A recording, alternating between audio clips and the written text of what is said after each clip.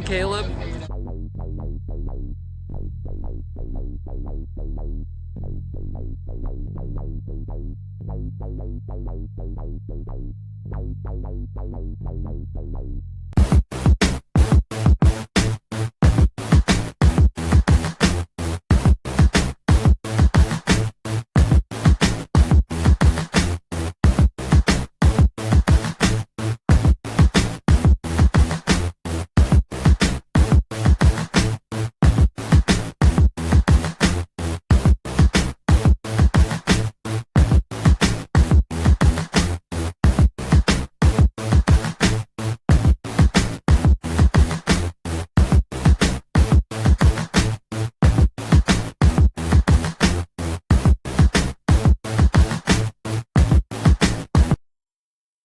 there with Caleb. We are back with the Why I Love series.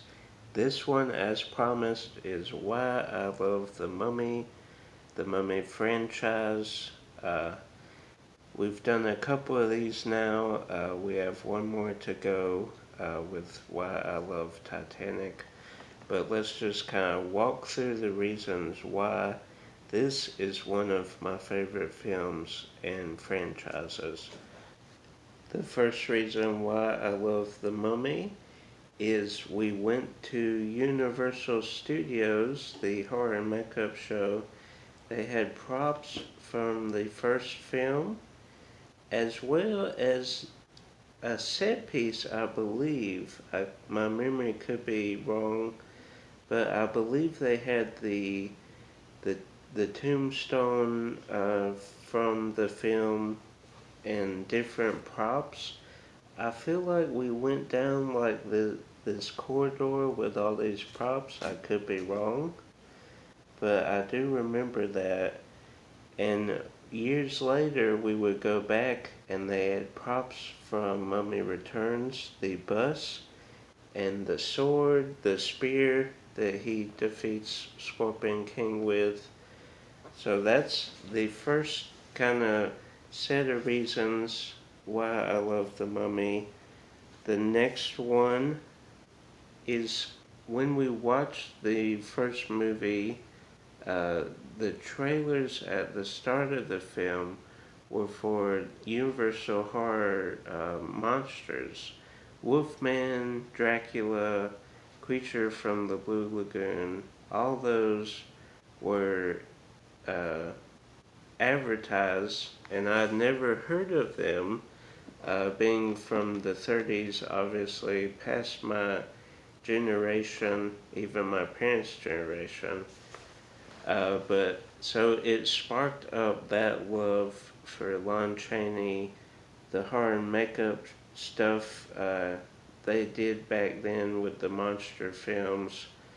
So that so people hate on remakes, and this is a reboot and a remake. So it just most of the times it gives you love for the original, even though sometimes you might like the remake more. It just stirs up interest in the films before and sometimes after. Not always the case. Sorry, Tom Cruise. So trailers for Universal, and we got to watch this while our parents were out eating one night. Kind of dark, kind of scary. This around that scare. This is not really a scary film, but back then with the whole mummy and curse thing, it was a little bit scary. So that was neat to kind of be on our own watching it. We moved around a lot as PKs, preacher kids.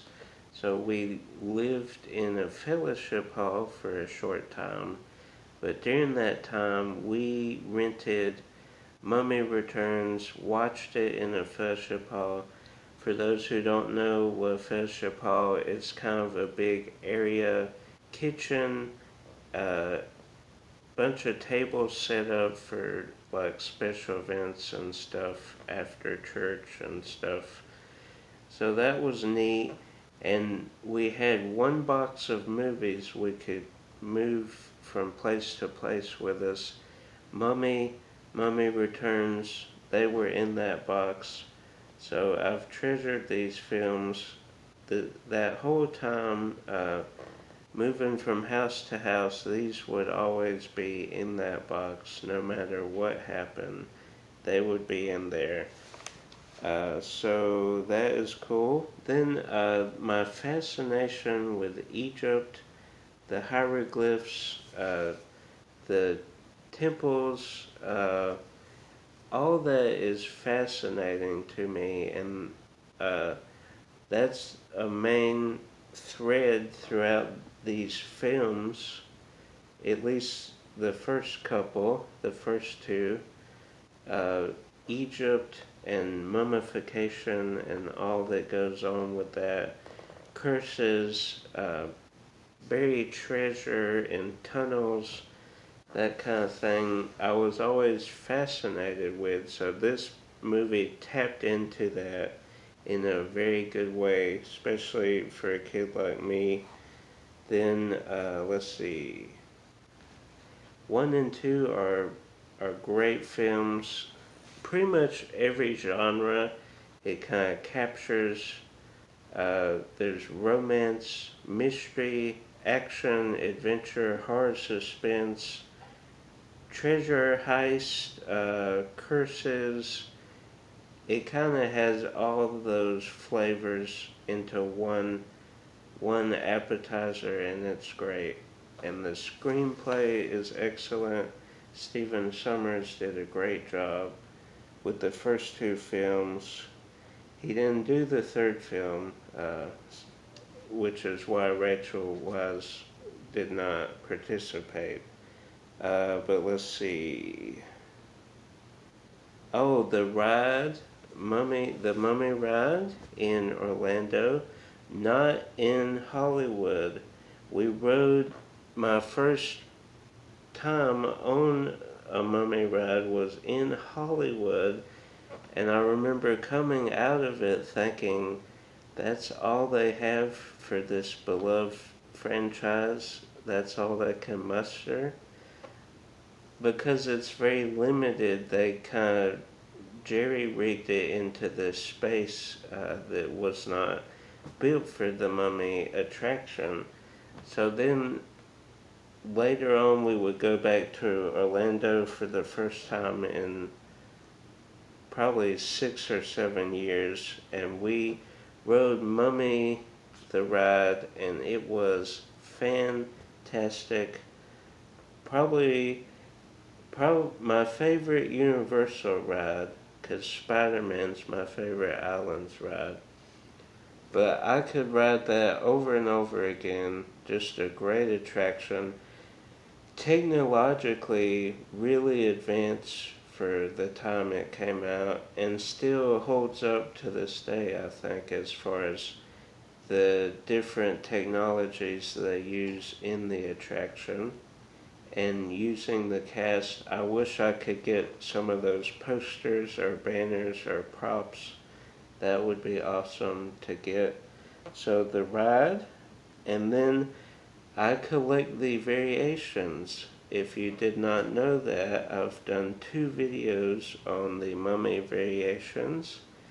Just love the different artwork, the different kind of packaging, the steelbooks, all very well done, and some films don't have the fortune of all these variations, but especially the first Mummy film, I have a ton of variations, and I've probably barely scratched the surface of what's out there as far as the Mummy film is concerned. Just tons of it. If you want to send me variations, I will welcome anything you send me with open arms.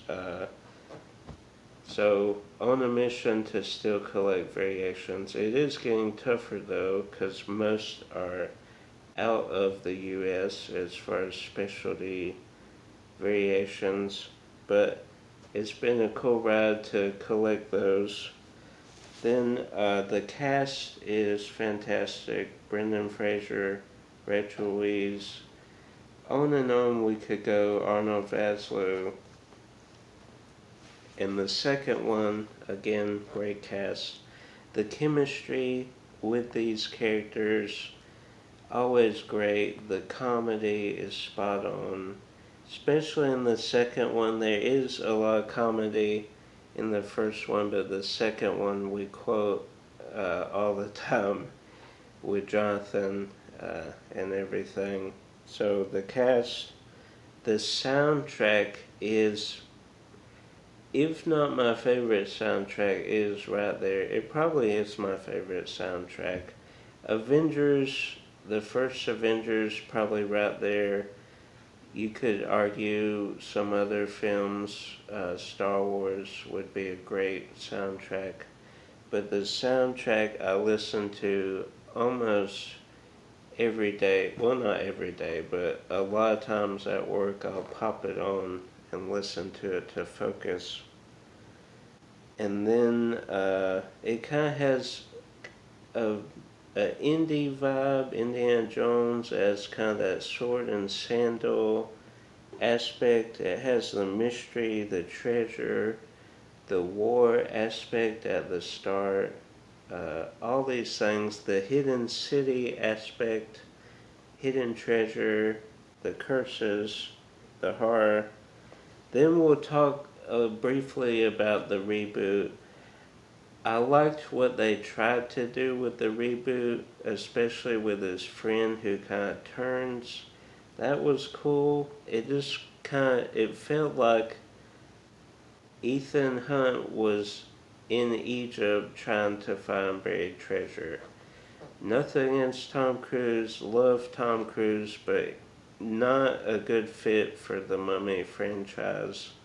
I do like that they snuck the Book of the Dead in there at the middle of the film, but they were starting the Dark Universe too early, and they were adding all these characters when it should have just been about one main villain and one person hunting the treasure.